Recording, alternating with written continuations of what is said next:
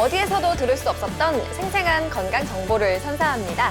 대한민국 건강 박사들이 알려주는 실화 바탕 특강 쇼와 이로운 건강법 IM 닥터. 안녕하세요, 오정현입니다. 오늘도 건강에 대한 궁금증을 확 풀어드릴 IM 닥터 군단 김지선 씨, 이한희 씨, 김나희 씨도 함께합니다. 안녕하세요. 반갑습니다. 지난주에 봄의 시작이죠. 입춘이 벌써 지나갔잖아요. 그랬었나? 근데 입춘은 지나갔는데 날씨는 아직까지 좀 춥고 따뜻해질 기미가 보이지 않아서 아직 너무 추운데 이런 시기에 특히나 조심해야 하는 질병이 있다고 합니다. 먼저 영상을 준비했는데요. 한번 만나보시죠.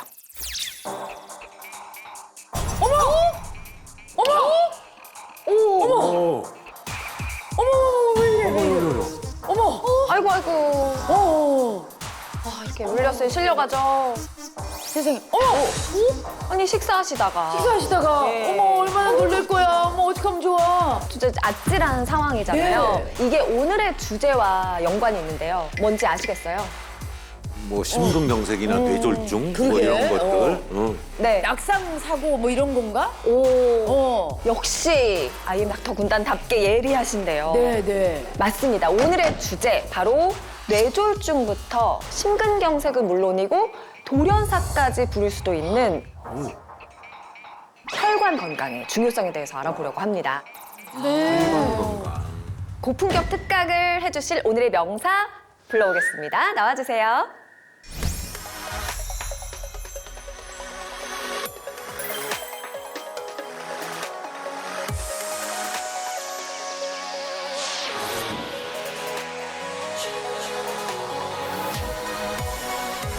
오늘의 닥터 모셨습니다. IM 닥터에 오신 것을 환영합니다. 안녕하세요. 안녕하세요. 네, 인사 부탁드릴게요. 안녕하세요. 저는 신경과 교수 조한나라고 합니다. 저는 현재 대한치매학회 연구이사와 신경과학회 고시위원회 위원을 역할을 맡고 있습니다. 보기에 이제 연세가 드신 게 아니라 나이를 먹으신 것 같은데 되게 굵직한 자리를 많이 맡고 계시네요. 그러게요. 아니, 엄청난 능력자이신 것 네. 같아요. 역시 IM 닥터가 네. 섭외를 참 잘하는 것 같아요. 그럼요. 여러분 잠시만요. 또 안경 꺼내 들었다. 아이고. 네, IM 닥터의 제가 깐깐이제 꼼꼼이로서 또 이제 조한나 닥터에 대해서 또 이제 잘 알아봤어요. 그랬더니 우리 닥터가 네? 전 세계적인 뇌 건강 지킴이라는 별명이 있다고 하는데 맞습니까? 네, 맞습니다. 우선은 제가 미국 샌프란시스코의 한 유명 대학의 이제 메디컬 센터에서 방문학자로 이제 활동한 경력이 있고요. 그리고 이제 최근 진행한 공동 연구에서는 네. 65세 이전에도 이 젊은 나이에 조기 알츠하이머 치매를 진단하는 진단법을 발견했습니다. 아무래도 이제 이런 것들 때문에 글로벌 뇌 건강 지킴이라는 별명을 붙여주신 건 아닌가 싶은데요. 아니, 능력도 뛰어나시고 미모도 참 뛰어나셔서 마치 그 얼마 전 방영했던 드라마 있잖아요. 네. 슬기로운 의사 생활에 최송화 선생님. 전미도, 전미도 씨. 그렇죠. 신경과 의사 선생님 맞아요. 나오셨잖아요.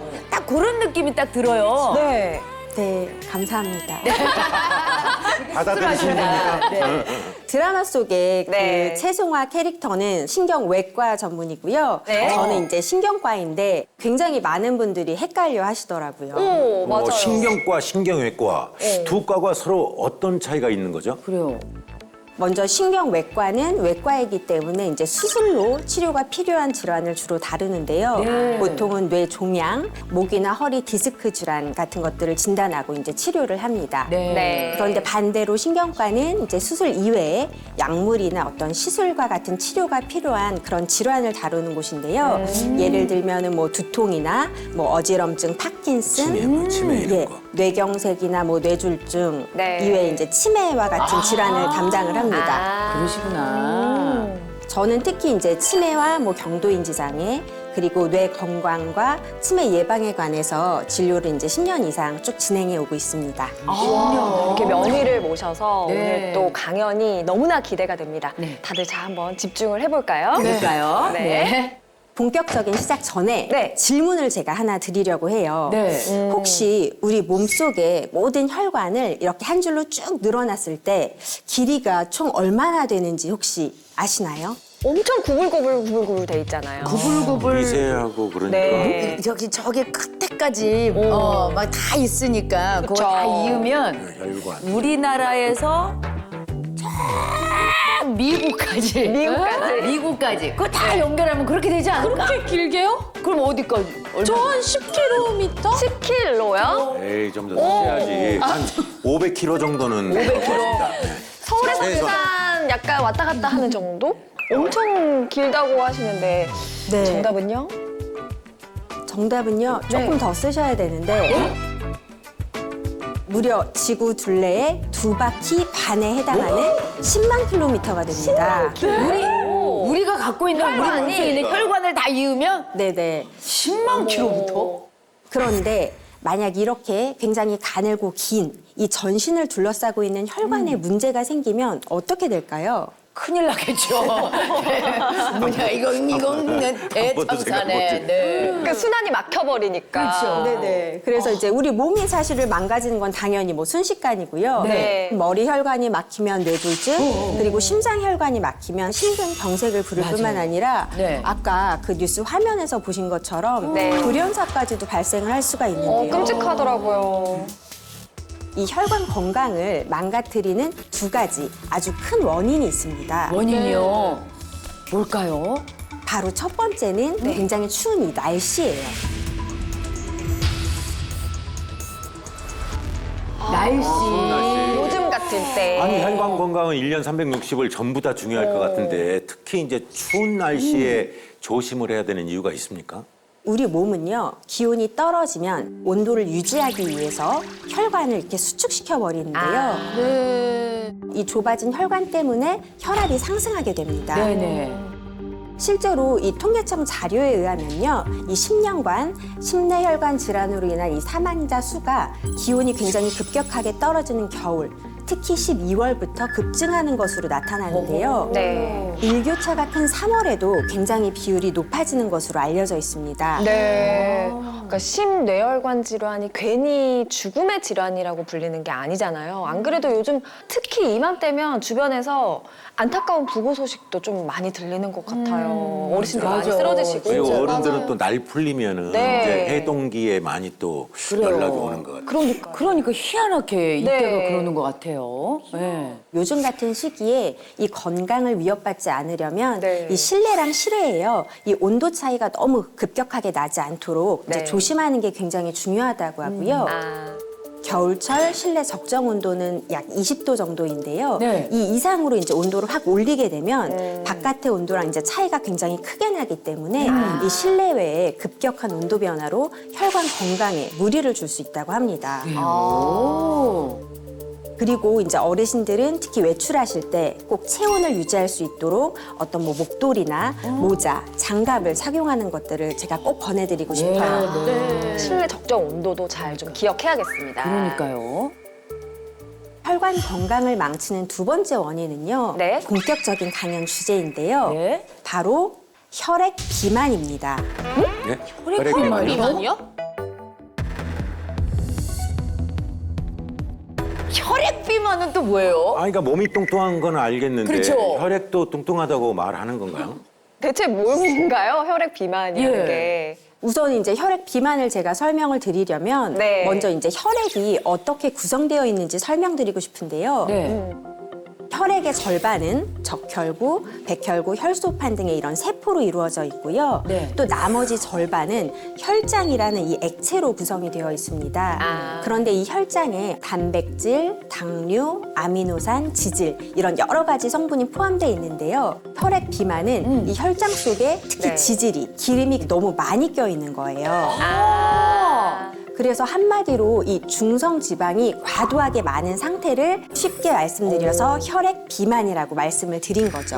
아이고. 혈액 검사하면은 중성지방 수치가 나오긴 나오더라고요. 그런데 의외로 제 나이 때 중성지방 수치가 높으신 분들이 꽤 많아요. 그 중성지방 수치가 높으면 그게 그렇게 위험한 거예요? 네, 제가 준비한 사진을 한번 보시면 좋을 것 같은데요. 네. 네. 정상 혈액은 지금 사진처럼 네. 위쪽에 굉장히 맑은 물 같은 게 보이고요. 아래쪽에 이런 적혈구나 백혈구 같은 세포 성분이 가라앉게 됩니다. 네, 네. 그런데 이미 중성지방 수치가 굉장히 높은 분들은 혈액을 처음에 뽑았을 때부터 핑크빛으로 약간 뿌옇게 보이고요. 네. 이것들이 이제 원심 분리를 해보면 이렇게 오른쪽 사진처럼 이런 누런 그게 기름인가 기름기가 봐. 둥둥 떠 있는 하얗게 모습을 보인다. 관찰할 수가 있습니다. 아니 저게 네. 저게 지금 중성지방 지방층인 거예요? 네네. 그러니까 맑은 것과 이렇게 지방이 있는 게 확실히 차이가 나네요. 딱 봐도 몸에 안 좋게 보이긴 한데 그쵸. 중성지방이 혈관 건강을 어떻게 위협하는 건가요? 중성 지방은요, 어떤 이 에너지원을 저장해두는 이제 저장고와 같은 건데요. 네. 칼로리 섭취가 굉장히 부족할 때는 체내에서 이것을 꺼내서 이제 분해해서 사용을 하기도 합니다. 네. 그런데 이게 적정량보다 혈액 속에 중성 지방이 너무 많아지면 혈관 벽에 쌓이고 혈관을 점점점 이제 좁게 만들어서 결국 동맥 경화나 고혈압, 심근경색과 같은 각종 혈관 질환을 유발할 수가 있어요. 사실 우리가 네. 콜레스테롤에 대한 경각심은 갖고 있었어요. 예. 그런데 중성지방은 그렇게까지 걱정을 안 했었는데 몰라서. 이게 이렇게 무서운지 몰라서. 몰랐네요. 수치도 되게 중요할 것 같은데 이게 어느 정도가 되면 혈관 건강에 위험한 건지 알아야 되겠어요. 그렇죠, 그러니까 아는 게 그렇죠. 힘이다. 예. 맞아. 이 중성지방의 정상 범위는요, 보통 저희가 네. 한 150 정도 미만인데요. 네. 일반적으로는 200 이상이면 저희가 이제 고지혈증의 위험군으로 판단을 합니다. 고지혈증. 네. 아, 중성지방이 높으면 고지혈증이라고 부르는 거군요. 네, 이 고지혈증의 사실 정확한 명칭은 이상지질혈증인데요. 거기에 이제 흔히 고지혈증으로 이제 알고 계시니까 간단히 고지혈증이라고 말씀을 드릴게요. 네. 네. 우리나라 20세 이상 성인의 무려 48%, 약 2명 중에 1명 정도가 고지혈증의 위험이 높은 것으로 분석이 되었다는 그럼 이 건데요. 중에서도 거의 두 명이 있을 수도 있다는 얘긴데. 난 아니야. 난 아니야. 우리 다 아니길 바라지만. 아니었으면 좋겠다. 근데 상당하네요, 비율이. 네네. 사실 이게 너무 흔한 질병이기 때문에 네. 그 심각성을 좀 잘 모르시는 분들이 굉장히 많아요. 네. 중성지방이 이렇게 위험한 건지를 몰랐네요. 그러고 보면 진짜 이 돌연사의 범위는 네. 중성지방이라고 봐야 될 것 같아요. 근데 우리가 왜 지금까지 얘네들을 갖다가 이렇게 모르고 있었지? 너무 잘 몰랐던 것 같아요. 네, 맞습니다. 네. 사실 이 대부분의 환자분들이 이제 병이나 맨 끝에 나타난 증상에만 집중을 하고 네. 이게 왜 생겼는지 자세히 알기 어렵거나 또 잠깐 잊어버리는 경우도 많은데요. 네. 중성지방을 없애기 위해서 꼭 노력을 하셔야 되고요. 이 실제로 중성지방을 무시했다가 큰 병으로 이어진 굉장히 안타까운 사연을 좀 들려드리려고 해요. 네. 제가 담당했던 50대 후반 여성 A씨의 사례인데요. 이분은 은행원으로 근무하셨던 분이어서 소시적에는 똑순이라는 별명을 가지고 계셨어요. 네. 평소에 기름진 음식이나 어떤 고기를 굉장히 좋아하고요. 또 이제 운동을 싫어해서 잘 하진 않으셨다고 해요. 네. 그러다가 네. 국가 건강검진을 받았는데요. 중성지방 수치가 무려 500이 넘었다고 합니다. 500이면 두 배를 넘네. 어떡해. 아니 근데 거 아닌가? 어디 특별히 아픈 곳이 없으셨던 거예요? 중성지방이 굉장히 무서운 게 이 수치가 높아도 바로 증상이 나타나질 않아요. 자각이구나. 자각 증상이 없네. 그래서 이제 환자분도 그냥 뭐 잠깐 그런 네. 거겠지, 괜찮아지겠지 하고 관리하시다가 또 다시 원래대로 그렇게 좀 생활을 하셨대요. 아무 이상이 없이 느껴지니까. 그렇죠. 예. 그런데 갑자기 어느 날부터 건망증이 좀 심해지고요. 생각했던 말이나 단어가 좀 빨리 잘 안 나오더라고요. 그래서 그냥 이제 좀 나이가 들어서 그런 거겠거니 이렇게 방치를 하셨는데 네. 갑자기 어느 날 좀 숨이 차는 증상까지 심각해져서 병원에 가보시니까 이게 협심증이고 관상동맥 질환이 있어서 이제 진단을 받으시고 그 당시 스텐트 수술을 하시게 되셨습니다. 아유, 이럴 수가. 그래요. 네, 뇌 MRI 검사까지 해보셨는데요. 네. 그랬더니 이미 혈관성 치매 초기까지 오신 상태였어요. 아, 치매리잖아. 이럴 수가. 그러니까 이 방치한 혈액 기만, 어떤 중성 지방 때문에 네. 심장뿐만 아니라 뇌 건강까지 다 무너져 버린 거죠. 아니 이렇게 똑순이라고 불리던 분이. 네. 세상에. 그러면 이 사진에 뭔가가 좀 다른가요? 일반인 뇌랑? 제가 MRI 사진을 한번 보여드릴게요. 네. MRI 사진을 보시면 어머. 왼쪽과 달리 오른쪽에는 이 가운데 뇌의 백질 부분이 굉장히 하얗게 하얘요. 변한 걸 보실 수가 있죠. 저 하얗게 변한 부분이요. 네. 이 뇌의 백질에 있는 뇌세포가 다 망가져서 어머. 손상이 돼서 저렇게 하얗게 변한 거예요. 광범위하게 망가진 거 아니에요? 그러면 저 희게 보이는 부분은 아이고. 지금 원활하게 활동을 못 하고 망가진 있어서 거야. 그렇죠. 그래서 그 건망증이 자꾸 심해지고 뭔가 총기가 떨어지고 막 그렇게 된 거예요. 네, 맞습니다. 사실은 머리 이제 전깃줄이 저렇게 하얀 부분이 중간에 다 상해서 끊어졌다고 보시면 될 것 같거든요. 어머, 심각했네요. 참 안타까웠던 건요. 네. 사실 이 협심증이라는 증상이 나타나기 전까지 이 뇌 건강이 이렇게 망가진 걸 모른 채 그냥 지나치셨다는 겁니다. 아유, 이럴 수가.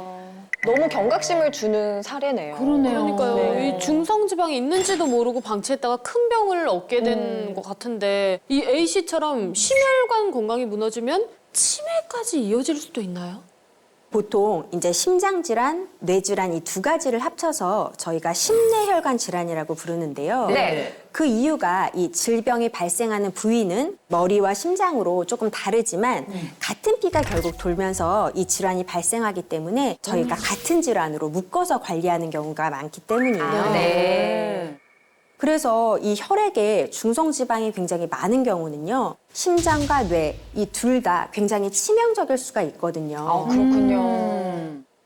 간혹 잘못 알려진 어떤 건강 정보를 따라 하시다가 네. 중성지방도 더 늘어나고 오히려 혈관 건강이 망가지는 경우도 있습니다. 신경을 쓴 걸 텐데 너무 억울할 것 같아요. 그러게요. 어떤 정보일까요? 이번에도 어떤 저를 찾아왔던 환자분의 사례를 통해서 좀 알려드릴게요. 네네. 이분은 이제 60대 여성분이시고요. 네. 혈관 건강 관리의 중요성을 너무나 잘 알고 계셨어요. 네. 평소에는 고기를 굉장히 좋아하셨는데 이 중성지방을 낮추기 위해서 고기를 아예 싹 끊고 밥이랑 간단한 국 종류 위주로 이렇게 식사를 주로 하셨대요. 네, 그리고 식후에는 뭐 견과류냐 그런 간식도 꼬박꼬박 잘 챙겨 드시고요. 네. 운동도 하루에 막 1시간씩 열심히 하셨다고 해요. 꾸준하게 또. 쉽지 않은데요. 네. 그렇죠. 그래서 그 결과 70kg대로 통통한 체형이었는데 50kg 후반까지 관리하면서 다이어트에 잘 성공을 관리하셨네. 하셨어요. 모든 거는 비만이 원인이었는데 혈관 비만도 네. 살 빼면 되는 거야. 이분 고기도 안 먹었지, 운동도 열심히 했지. 진짜 식단과 건강 관리까지 그쵸. 싹 다 했으니 얼마나 좋아지셨겠어요. 안 진짜 그래요? 노력하신 것 같은데요. 네. 굉장히 열심히 노력하시고 네. 관리를 하셨는데 네. 그런데 문제가 좀 생겼습니다. 예? 문제가 문제요? 생겨요? 문제? 무슨 문제요?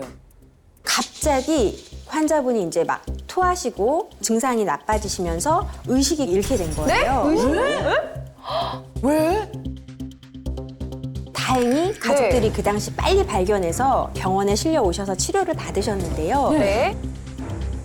그 검사 결과는 뇌혈관이 막혀서 뇌 조직이 아예 괴사해버린 뇌경색을 진단을 받으셨습니다. 아니 도대체 왜 그런 거예요? 뭐가 문제였던 거예요? 왜요? 그래서 이분의 평소 생활 습관이랑 식습관을 제가 한번 유심히 이렇게 살펴봤는데요. 네. 뭔지 혹시 아시겠나요? 진짜 전혀 모르겠네요. 전혀 모르겠는데. 운동을 매일 1시간이라고 하셨잖아요. 너무 많은 게 아닌가 싶기도 해요. 시간이 뭐가 많아. 일주일에 3번 정도면 일주일에 많아요. 일주일에 5일 하라 그랬어. 3번이면. 저는 그런가요? 글쎄 이분이 아까 국하고 밥 드셨다고 그랬거든요. 나는 국이 문제라고. 국에 국물 먹으면 안 되는데 이분이 국에다가 밥을 후루룩 말고 그러고 나서 운동하러 가면은 기력이 떨어져. 선생님이 아까 이제 네. 이분이 이제 좋아하던 고기를 이만저만 끄는 게 아니라 딱인가 싹인가 끊었다고 그랬거든요.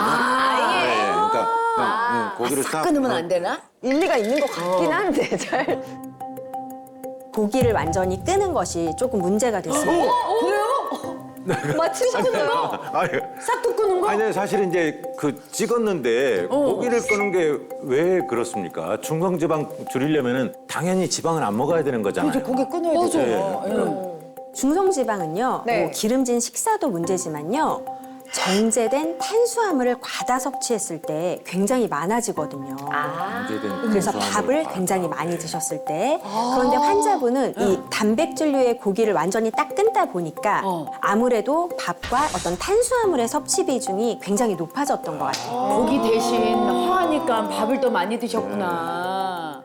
실제로 탄수화물 섭취가 너무 많아지면요. 네. 혈당이 급격히 올라가고 또 우리 몸에서는 이 혈당을 낮추기 위해서 인슐린이라는 호르몬이 분비가 되거든요. 네. 그런데 인슐린은 혈액 내에 남아도는 이 당을 조금씩 다 모아서 조직에 지방으로 저장하는 작용을 합니다. 네. 그렇기 때문에 이 혈당과 인슐린 농도가 두 개가 같이 상승을 하면요. 중성지방 합성이 굉장히 크게 증가할 수가 있어요. 그렇군요. 그놈의 중성지방. 예. 그러면 중성지방 그 비율이 높은 분들은 아무래도 탄수화물을 줄이고 골고루 좀 먹는 게 굉장히 중요하겠네요. 가능하면요. 정제된 탄수화물 대신에 현미나 보리, 귀리 네. 이런 통곡물을 함께 이렇게 잡곡밥으로 함께 드시는 게 굉장히 도움이 되고요. 네. 또 환자분들 이제 식습관 중에서 뭐 좋다고 해서 식후에 뭔가 견과류도 너무 많이 먹는 것도 안 좋은 습관일 수 있어요. 물론 견과류에 몸에 좋은 불포화 지방이 많긴 하지만 포화 지방도 많이 포함되어 있기 때문에요. 아무리 좋은 거라도 이 심근경색 발생 위험도 증가한다고 하니까요. 네. 뭐든지 좀 적당량을 드시면 좋을 것 같습니다. 야, 사실 이게 견과류 좋다고 그래가지고 네. 손에 잡히는 대로 2서너 6개 막 집히는 대로 이렇게 먹고 그러는데 앞으로는 자제를 해야 되겠습니다. 예전에 2개 이상은 안 먹어야 되겠네요. 누구는 여기다가 아몬드 통을 들고 다니더라고요. 수시로. 맞아요. 나눠주고 막. 아, 이렇게 먹으면 안 되는 거였군요. 적당히 다 드시는 게 좋을 것 같고요. 알겠습니다. B 씨 그 사례를 듣다 보니까 제 혈관 상태도 어떤지 저는 너무 궁금하거든요. 걱정이 되고. 오늘 혈액 색깔 입고 오셨는데. 이렇게 좀 새빨갛게 건강해야 네. 되는데 어. 어떻게든 확인할 수 있는 방법이 좀 있을까요? 그러니까요. 근데 아까 말씀하신 게 중성지방은 딱히 이렇다 할 증상이 없다고 하셨잖아요. 어. 그럼 매번 이 병원에 검진을 가기도 조금 그렇고 뭔가 건강검진을 따로 가지 않아도 확인할 수 있는 방법이 있을까요? 물론 이제 가장 정확한 검사는 혈액 검사인데요. 네. 하지만 일반적으로 중성지방이 많은 사람들의 특징이 하나 있는데요. 네. 바로 뱃살입니다. 이런 방송입니다. 나도 모르게 나도 모르게 저도 아니 뱃살이 많으면 이게 중성지방이 많은 거라고 일단 아니 뭐 얼굴이 거의 뭐 갑자기 빨개지셔가지고. 거의 당첨이나 마찬가지네요 보니까. 아니, 누가 그러더라고요. 아, 이런. 이럴 줄 알았으면 참치를 태어날 걸. 참치라면 자기가 가격이라도 높게 책정이 되지. 이렇게 많을 거라고요. 그렇죠. 근데 뱃살이 중성지방을 알 수 있는 척도가 돼요. 네, 맞습니다. 왜냐하면 우리가 이 음식물을 먹으면서요, 이 공급된 중성지방이 간에서 대사가 된 다음에 네. 영양분으로 몸에 이제 구석구석에 다 배달이 되는데요. 이후에 사용하고 남은 영양분이 이 내장지방 형태로 대부분 이 뱃살이 됩니다. 뱃살. 네. 뱃살. 그러니까 마른 체질이어도 뱃살이 있으면 좀 의심해봐야 되는 거네요. 그렇죠. 따라서 어느 날 갑자기 유독 이 뱃살이 특히 많이 늘어났다면 중성지방이 위험한 상태는 아닌지 한번 의심을 해보시면 좋을 것 같아요. 아니, 진짜로 네. 수시로 우리가 뱃살을 한번 체크를 해봐. 혹시 양치하다가 치약이 어디로 떨어지세요? 이게 바닥으로 떨어지는지 배 위로 떨어지는지. 내가 임신했을 때는 그랬거든. 그런 방법이. 네네. 예. 아니 그럼 본인 얘기를 하셔야지 왜 나한테 질문하셔. 이제 그 혈관 건강을 좀 잘 다스릴 수 있도록 혈액 다이어트 방법도 알려주시죠. 이 혈관 건강을 다스리려면요, 식습관을 강조드리고 싶어요. 네. 식사 중에 챙겨야 될 식 것들인데요. 중에. 식중에 챙길 거. 지방입니다. 지방이요? 이 지방이라고 다 나쁜 건 아니에요. 네. 오히려 적절하게 좋은 지방의 섭취는 이 혈당 상승을 굉장히 완만하게 만들 수가 있거든요. 네. 특히 어떤 뭐 연어나 참치, 뭐 호두, 들기름 이런 오메가3가 굉장히 풍부한 음식을 섭취하면요. 혈관 건강에 도움을 줄 수가 있는데요. 이 오메가3는 간에서 중성 지방의 합성을 방해하고 비정상적인 혈액 응고작용을 막는 데 도움이 되고요. 혈액순환을 굉장히 원활하게 만드는 데 도움이 된다고 합니다. 네. 그래서 이제 실제로 오메가3를 하루에 한 2에서 4g 정도 복용했을 때 중성지방 수치가 약 30% 정도 완화한다는데 이런 도움을 줄 수 있다는 연구 결과도 있습니다. 그렇네요. 네. 어렵지 않잖아요. 그러니까요. 좀 잘 기억하고 실천하셔야겠습니다. 마지막으로 조한나 선생님 당부의 말씀이 있다면 부탁드립니다. 오늘 이 방송을 보시는 많은 분들이 오늘 알려드린 정보를 통해서 뇌 건강과 혈관 건강에 도움이 되셨으면 좋겠습니다. 네, 감사합니다. 오늘 실화 바탕의 생생한 특강을 들려주신 조한나 닥터 대단히 고맙습니다. 감사합니다. 네.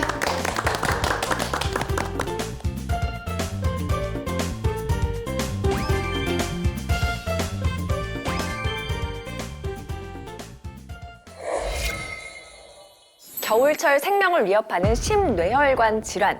우선 그 원인인 혈액 비만을 해결해야 할 것 같은데요. 우리 몸의 이로운 건강법을 가정의학과 권유경 선생님, 한의사 김익두 선생님과 함께 알아보겠습니다. 안녕하세요. 우리 혈관에 지방이 덕지덕지 쌓인다는 게 참 충격적이거든요. 근데 어떻게 하면 우리 혈관을 깨끗하게 청소를 할 수 있는지 그 방법 좀 알려주세요. 네. 안방 청소는 하겠는데 혈관 청소는 내가 혈관 못하겠어. 청소 알려드리겠습니다. 네. 네, 이 혈액 비만을 해결하려면요. 매일같이 혈관 속 지방을 청소해주는 음식을 꾸준하게 섭취해 주시는 것이 아주 중요한데요. 네. 이때 도움이 될 수 있는 영양소가요. 바로 오메가3입니다. 네. 우리가 좀 전에 강의에서 식중 지방으로 오메가3를 먹으라고 설명드렸잖아요. 맞아요. 이 오메가3가 혈관 속 지방을 청소하는 영양소라고 들었거든요. 네, 맞습니다. 오메가3는 우리 몸에 반드시 필요한 필수 지방산 중에 하나인데요. 우리 몸에서 생성은 안 되지만 이 필수라는 말이 붙었듯이 외부에서 반드시 보충을 해줘야 하는 불포화 지방산입니다. 네. 근데 이 지방산에도 불포화 지방산이랑 포화 지방산이 있잖아요. 근데 뭐가 다른 거예요? 두 물질 모두 지방으로 이루어졌다는 공통점이 있지만 녹는 점과 형태가 다르다는 차이점이 있는데요. 쉬운 이해를 위해 영상을 하나 보여드리도록 하겠습니다. 이 영상 속에 유리컵을 신체라고 가정을 하고요. 하얀 기름인 포화지방은 녹는 점이 높아서 상온에 두면 하얗게 굳습니다. 이게 우리 몸속 혈관으로 들어오게 되면 어떻게 될까요? 혈전인 플라크가 더 잘 생성이 되어서 결국 혈액의 흐름에 이상이 생기고 나아가서는 혈관 질환으로 연결될 가능성이 높아지겠죠. 네. 그럼 반대로 오메가3와 같은 불포화 지방산은요. 녹는 점이 낮아서 쉽게 녹고 혈관에 달라붙지 않고 네, 원활하게 흐르면서 그러네. 혈관을 청소하는 데 도움을 줄 수 있는 물질입니다. 비유를 하자면 지방이 지방을 청소한다. 이렇게 볼 수도 있겠네요. 네, 맞습니다. 그래서 실제로 이 미국 심장학회와 미국 내분비학회에서는 중성지방, 콜레스테롤 치료를 위해서 이 오메가3 섭취를 권고하고 있는데요. 그리고 장수식품에도 풍부하게 들어가 있는 영양소가 바로 이 오메가3입니다. 네. 이탈리아 반도 서쪽 바다에 위치한 사르데냐라는 마을은 세계에서 장수마을로 유명한데요. 그들은 주로 지중해 식단을 많이 섭취하는데 그중에서 불포화 지방산인 오메가3가 풍부한 식품을 많이 먹는 것이 이 장수의 비결로 꼽는다고 합니다. 그렇군요. 그런데 이 오메가3도 종류가 굉장히 다양하잖아요. 맞아요. 도대체 어떤 오메가3를 먹어야 할지 고민이 되더라고요. 네. 그래서 준비한 식품은 바로 식물성 RTG 오메가3입니다. RTG 오메가3인데 식물성이라는 말씀이신 거예요? 아니 제 주변에도 RTG 오메가3 드시는 분들이 꽤 계시는데 근데 RTG 오메가3에도 식물성이 있어요? 네, 있습니다. RTG 오메가3는 이 식물성이 존재하는데요. 네. 이 식물성 RTG 오메가3란 이 방사능이나 또 해양 오염에서 안전한 곳에서 추출한 이 오메가3를 말하는데요. 네, 여러분께 이제 제가 문제를 하나 드릴게요. 네. 네, 보통 여러분께서 섭취하는 오메가3는 네. 어디에서 추출을 해올까요? 저는 딱 오메가3 하면 떠오르는 게 생선. 특히 그러니까 푸른 등푸른 생선? 생선. 그렇지 정어리 막 그러니까 이런 고등어, 거. 고등어. 네. 예. 꽁치. 꽁치. 삼치? 어쨌든 등은 푸르니까. 네네네. 그래요, 맞아요. 그런 생선 기름. 그래서 우리가 생선에서 나오는 기름은 몸에 좋다, 뭐 이런 네. 얘기 하잖아요. 맞아요. 생선 많이 먹으라고. 그래서. 일반적으로 동물성 오메가3는요, 멸치, 정어리 등에서 추출을 하는데, 네, 이 식물성 RTG 오메가3 최초 생산자는요, 먹이사슬 최하단을 취해 있는 미세조류입니다. 미세조류? 네. 바로 이들이 광합성으로 오메가3를 만들면 동물성 플랑크톤이 잡아먹고요. 소형 어종, 대형 어종 순으로 상위 개체의 생선들이 잡아먹으면서 오메가3가 쌓이게 되는데요. 축적이 되는구나. 하지만 문제가 있습니다. 잡아먹히는 과정 중 바닷속 미세 플라스틱, 수은 같은 중금속, 방사능 등에 노출이 될 수 있다는 거거든요. 그렇겠네요. 문제는 이 중금속이 체내에 흡수되면 네. 거의 배출되지 않고 계속해서 차곡차곡 쌓이게 되고요. 결국에는 독성 물질에 중독되면 이 신경 손상은 물론 또 바람이나 불임, 심하게는 실명 등 치명적인 증상을 일으키게 되는데요. 네, 다행히 이 식물성 RTG 오메가3는 과학적인 방법을 이용해서 이 무균 배양 시설에서 자란 미세 조류에서 추출한 오메가3거든요. 식물성. 네. 이런 또 오메가3 특유의 그 생선 비린내인 어취를 줄이는 데도 도움이 될 수 있습니다. 맞아요. 제가 오메가3를 섭취할 때 가끔 뭔가 이렇게 좀 특유의 냄새 같은 게 올라와서. 먹을 때는 괜찮은데 먹고 나서 한번 크림할 때. 크림하면 역하지, 역해. 막 네. 그런데 식물성 RTG 오메가3는 그 어취도 없고 그리고 중금속과 같은 독성 물질의 위험도 줄어든다. 이런 얘기가 되잖아요. 네, 그렇습니다. 안심이네요. 그리고 오메가3를 섭취할 때 알아둬야 할 부분이 있는데요. 바로 산소와의 접촉을 최대한 피해야 한다는 겁니다. 왜냐면 오메가3가 산소와 접촉하게 되면요, 산패가 될 위험이 높아지거든요. 네. 오메가3는 크게 3단계에 걸쳐서 산패가 진행되는데요. 산패가 시작되는 1단계는 오메가3가 산소와 접촉해서 과산화 지질로 변하는 단계인데요. 이 시기에는 아직 맛과 냄새에 큰 변화가 없는 상태입니다. 네. 그런데 2단계와 3단계로 접어들게 되면 알데히드와 알코올 같은 물질이 생성이 되면서 특유의 변화가 나타나거든요. 우리가 전에 이제 그 말씀을 많이 들었잖아요. 뭐 밥도 이제 산패가 되고 또 과일도 깎아놓으면 산패가 되고. 그런데 기름이 공기와 만나면 산패된다 이런 말은 또 처음 들어보는데요. 그러니까요. 오메가3 하면 그러니까. 우리 많이 먹고 있는 국민 영양제나 다름이 없는데 그러니까. 그만큼이나 많이들 먹고 있는데 우리가 산패됐는지 안 됐는지 이거를 꼭 알아야 될 것 같은데 알 수 있는 방법이 어떻게 알아요? 못하지. 있을까요? 그래서 준비한 영상이 하나 있는데요. 네. 그 영상을 한번 보시면 네. 이 두 가지 기름이 준비되어 있죠. 예, 한쪽은 신선한 상태, 또 한쪽은 산패된 상태입니다. 네. 그런데 이 겉으로 봤을 때는 큰 차이가 없죠. 네. 예, 그래서 산패되었는지 확인하는 이 산가 측정지를 넣었습니다. 산패된 오메가3의 경우 색이 변하고 신선한 오메가3의 경우에는 색이 변하지 않는 것을 확인할 수 있죠. 와, 진짜 눈으로 봐서 우리가 뭐가 산패가 되고 어떤 게 신선한 애인지 몰랐는데 네. 와, 딱 종이 넣어보니까 아네. 그러니까요. 야, 이거 그럼 우리가 구분하기 어려우니까 모르고 먹을 수도 있겠는데요? 그러니까요. 근데 어쨌든 둘 다 오메가3는 오메가3잖아요. 근데 산패된 오메가3를 만약에 먹으면 어떻게 안 좋은 거예요? 네, 이 산패라는 거는요, 기름이 산소하고 반응을 해서 화학적인 변화를 일으키는 과정인데요. 이게 우리 몸에 들어오게 되면 각종 독성 물질로 변해서 건강을 해칠 수가 있거든요. 네. 특히 산패된 오메가3를 섭취하시게 되면요, 네. 몸속의 정상 지방까지 산패를 시킬 수가 있고요. 또 세포 변형이나 염증을 만드는 주범인 활성산소도 같이 증가하게 됩니다. 네. 이로 인해서 몸속 장기도 녹슬게 되면서 동맥경화와 같은 심혈관 질환은 물론이고요, 암으로까지도 이어질 가능성이 있습니다. 이야, 이거 오메가3는 몸에 좋다고 그래가지고 마구마구 먹었는데 신경 써야 될 게 은근히 많네요. 그러면 산소와의 접촉을 최대한 피하는 것이 중요하다는 말씀이시네요. 네, 그렇죠. 그래서 식물성 RTG 오메가3 경우에는 네. 이 무산소 공법을 이용해서 만든 오메가3인데요. 이 무산소 공법은 무산소 환경에서 오메가3를 생산하는 공법으로요. 네. 신선도나 순도, 안정성을 높이는 데 도움이 될 수 있거든요. 더불어 산소와의 접촉을 최대한 피하게 해서 이 오메가3가 산패될 가능성을 줄여주는 데 도움이 될 수 있습니다. 실제로 한 연구에서는 고품질 어유가 산화된 어유와 달리 지질 구성에 더 긍정적인 영향을 주었다고 합니다.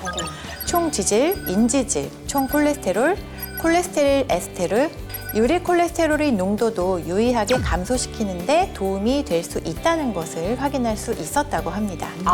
그러니까 혈관 건강을 위해서는 산패되지 않은 신선한 오메가3를 섭취하는 게 상당히 중요하겠어요. 정말 중요하네요. 네, 그렇죠. 이미 수많은 연구에서 오메가3는요, 중성지방, 나쁜 콜레스테롤을 낮추고 혈관을 막는 노폐물, 찌꺼기인 혈전 생성을 막는데 도움이 된다고 밝혀졌는데요. 그 이유가 식물성 RTG 오메가3와 같은 불포화 지방산은 앞서 배우신 혈액 지방인 중성 지방을 낮추는 데 도움이 될 수 있기 때문이거든요. 실제로 중성지방 수치가 정상인 사람과 높은 환자에게 미세조류에서 추출한 오메가3의 주성분인 DHA를 섭취하게 했을 때 중성지방 수치가 최대 26%까지 낮추는 데 도움이 될 수 있다는 것을 연구를 통해서 확인했다고 합니다. 네. 그런데 잠깐만요. 저 IM 닥터 깐깐이 꼼꼼히 김나희가 안경 어디 갔어, 안경? 안경 쓰세요. 거기. 짚고 넘어갈 게 하나 있어요. 날카롭게. 예. 알려주신 이 식물성 RTG 오메가3 네? 이게 RTG 진짜 많이 들었어요. 근데 정확히 뭔지 모르겠어요. RTG가 진짜 뭐예요? 그닥 뭐 예리한 질문은 아닌 것 같지만. 아니, 근데 좀 듣고 보니까 궁금하잖아요. 네, 궁금합니다. 아는 척 궁금하네. 했었는데 네, 사실 네, 몰라요. 충분히 예리하고 날카로운 질문이었어요. 아, 그래요? 이 오메가3는 흡수율을 높이기 위해서 이 발전을 거듭해 왔는데요. 우선 이 TG형 오메가3가 생선에서 바로 짜낸 형태의 오메가3입니다.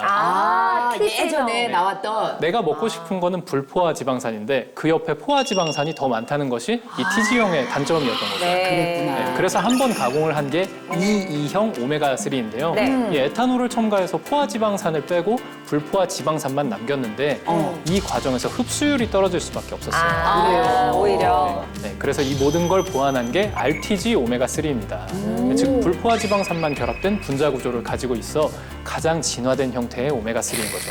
그러니까 사람이 이렇게 우리가 옛날에는 초가집 짓다가 그다음에 기와집 짓다가 슬레이트 잠깐 거치는 그다음에 양옥집 아파트 예, 이렇게 막 그렇죠. 점점 좋아지듯이 그렇죠. 발전에 발전을 진화를 하는 거듭한 거죠. 차세대 오메가3가 바로 이 RTG 오메가3다. 맞아요. 이런 얘기가 되겠네요. 그렇죠. 우리 나유 씨 질문 잘했어. 무슨 기특하네요, 스스로가. 괜히 깐깐이가 아니네요. 그러게.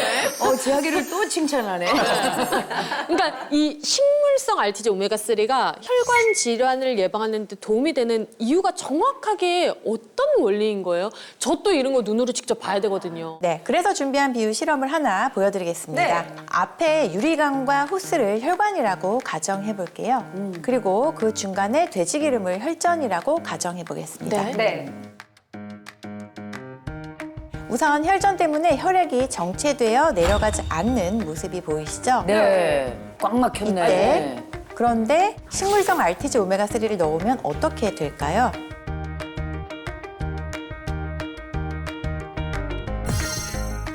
희석이 되네요. 쑥 내려. 얼굴 시원해라. 얼굴 속 시원해라. 그냥 쑥 내려가 버렸네. 와. 아니 저게 우리 혈관이라고 생각해봐요. 그러니까 세상에 혈전으로 인해 막힌 게 빵 뚫리는 거예요. 맞아요. 이렇게 보셨던 것처럼 혈전으로 인해서 막힌 혈관이 뻥 하고 뚫리는 것을 보실 수가 있었습니다. 그렇군요. 아니 저게 미끄럼틀이네, 미끄럼틀. 그러니까요. 미끄럼틀에서도 애들이 막 있어갖고 안 내려가봐. 위에 있는 애들 답답하거든. 내려가! 그런데 한 번에 빡 내려가면 얼마나 시원해. 시원해, 진짜. 야 혈관도 그러네. 보길 잘했어요, 진짜. 그러게. 네, 그리고 또 혈액 지방이 과다한 상태라면 이 각종 심내혈관 질환에 노출될 수가 있는데요. 이 식물성 RTG 오메가3에 풍부한 EPA와 DHA 성분은 이 뇌졸중이나 심근경색 등의 발병 원인이 되는 이 혈전을 개선하는 데 도움이 될 수 있습니다. 네, 한 연구에 따르면 혈관에 콜레스테롤이 쌓여서 혈관이 좁아진 이 죽상동맥 경화증 환자에게 오메가3를 섭취시켰더니 이 혈전이 42% 감소하는 데 도움이 될 수 있다는 것을 확인했습니다. 그럼 결과적으로 이 혈액 비만 그러니까 이 혈액에 가득한 지방을 아주 깨끗하게 청소해버리면 심장은 물론이고 뭐 뇌, 그리고 전신에 생길 수 있는 혈관 질환을 예방하는데 도움이 될 수 있겠네요. 확실히. 그렇다면 여기서 퀴즈를 한번 내보도록 하겠습니다. 맞추면 뭘 주나요? 오메가3 어려울 것 같은데. 네. 한번 맞춰보겠습니다. 뭘 드려야 될까요? 박수 주세요. 네, 우리 인체 내에 오메가3가 많이 존재하는 곳이 있는데요. 과연 어디일까요? 우리 인체 내에도 오메가3가 있어. 나 고등어였어? 그러니까 아니 아무래도 네. 뭐 오메가3 하면 눈 아닙니까? 눈? 눈. 눈에 좋은 거 아니에요? 아니 어. 지방이잖아요. 네. 지방인데 왜 견과류에 많다고 하는데 우리 인체랑 견과류랑 비슷한 게 호두. 호두 뇌하고 비슷한 게 호두. 오. 근데 이렇게 막 흘러내려가니까 혈관 이런 데 막 있을 것 같은데. 어디 혈관? 네. 어디? 관절? 네. 아 기름이잖아요. 네. 우리 기름칠이 잘 되어 있어야 되니까 관절. 저희의 바람을 우리가- 얘기한 것 같아요. 어딜까요? 네, 박수 드리겠습니다. 왜 누구한테요? 저요? 홍선 씨? 왜요? 바로 두뇌입니다. 오, 두뇌가 아주 좋으시네. 찍었어요. 네, 이 오메가3의 주요 성분인 DHA는요, 뇌 신경세포와 뇌 세포막을 구성하는 주요 물질인데요. 네. 뇌 신경세포가 서로 정보를 나누고 전달해서 기억력과 인지력 같은 두뇌 작용을 원활하게 하는 데 도움을 주거든요. 실제로 58세에서 76세, 약 1,600명을 대상으로 해서 오메가3 수치와 두뇌를 관찰해 보았더니요. DHA 수치가 하위 25%에 속하는 그룹은 그 이상인 그룹보다 뇌 용량이 더 작고 뇌 노화가 2년 빨라질 뿐만 아니라 문제 해결, 다중 작업, 추론 능력 모두 낮은 것을 확인할 수가 있었습니다. 다시 한번 네. 오메가3는 우리 두뇌에 많다. 두뇌에 많다. 그래, 어쩐지 제가 오메가3를 꾸준히 먹고 있거든요. 그러니까 제 친구들에 비해서 네. 내가 조금 더 총명해. 친구들에 비해서. 확실히 진짜 인정이에요. 네. 아니 근데 나아가서 오메가3가 뇌 그 질환에도 좀 긍정적으로 하는데 도움이 될 수 있는 거예요? 네, 그렇죠. 실제로 실험군을 대상으로 이 미세조류에서 추출한 DHA를 인지기능 저하에 대한 영양 보충제로 섭취하게 했더니 인지기능 오류가 적어졌고 이 기억 기능을 향상시키는데 도움이 될 수 있는 것을 확인했다고 합니다. 네, 그리고 또 다른 연구에서는 아동 360여 명에게 매일 미세조류에서 추출한 DHA를 복용하게 한 결과 읽기 능력이 무려 50%가량 향상시키는 데 도움이 될 수 있는 것을 확인했다고 합니다.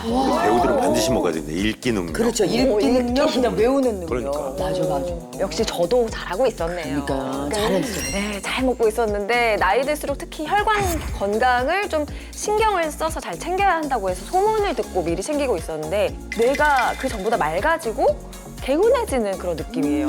네. 아이고 이렇게 좀 갇혀 네. 있었는데 그 좋은 건 나누라고 했는데 그건 너무하시네. 앞으로 좀 챙겨주세요 좀. 앞으로 먼저 이렇게 올려드리겠습니다. 정보라도 좀 주세요. 좀. 갇혀 있는 사람에게도 얘기 안 합니다. 이 정도면 다 갇혀온 거 아니에요? 알아서 너무 잘하시니까.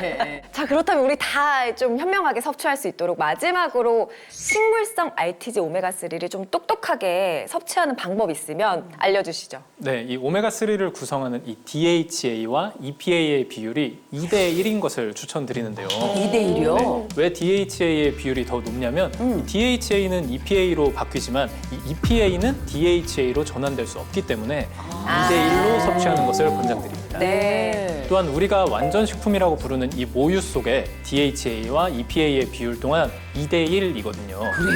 네. 그리고 한 연구에서 12주간 실험쥐를 대상으로 오메가3를 섭취하게 한 결과 이 DHA와 EPA의 비율을 2대 1로 섭취한 그룹이 총 콜레스테롤, 중성지방, 그리고 나쁜 콜레스테롤인 우리 LDL 콜레스테롤 수치를 감소시키는데 도움이 될 수 있는 것을 확인했다고 합니다.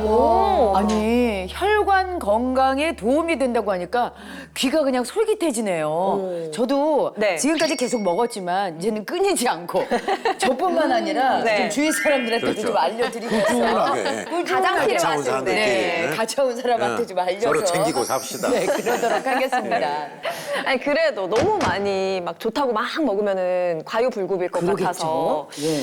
이게 좀 정해진 권장량이 있을까 싶어요. 이 오메가3는 우리 몸에서 자체적으로 생성이 되지 않는 필수 영양소이기 때문에 아. 외부에서 보충이 필요한데요. 네. 오메가3 하루 권장 섭취량은 500에서 2000mg으로 과다 섭취 시에는 두통이나 설사 등 부작용이 있을 수 있기 때문에 네. 적정량을 지켜서 섭취하시는 것이 중요하겠고요. 아. 그리고 좀 더 안전한 섭취를 위해서 해양 오염 걱정이 없는 식물성 오메가3인지 또 무산소 공법을 통해 산패되지 않은 깨끗한 원료를 사용한 식물성 오메가3인지 확인을 해보시는 것을 권장드립니다. 네. 오늘 알려드린 생생한 건강 정보로 혈액 비만 예방하셔서 건강 잘 챙기시길 바랍니다. 저희는 다음 이 시간에 더 알찬 정보 갖고 돌아오겠습니다. IM 닥터. 치매를 두고 세상에서 가장 외롭고 슬픈 병이다.